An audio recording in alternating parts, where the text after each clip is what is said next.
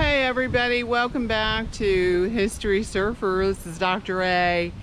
I usually try to post something, every weekend or by Monday about history or, art related or something.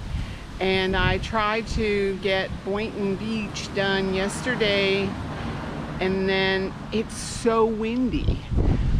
We're feeling the effects of Laura, that tropical storm that's going to turn into a hurricane. So I just thought I'd go down to the beach this morning, and I took some vid for you guys to watch about how windy it is and how we're being affected. I'm in South Florida, if you didn't realize that yet. But it is historic that two storms are going into the Gulf, and because we watch the weather, my husband's a boat captain and surfs, it's a amazing fact here. So that's my bit of history. There will be the very first time that two storms within 48 hours will be landing in almost exactly the same spot. What a terrible thing to have to be a part of. I wish those people the best of luck there. Peace out.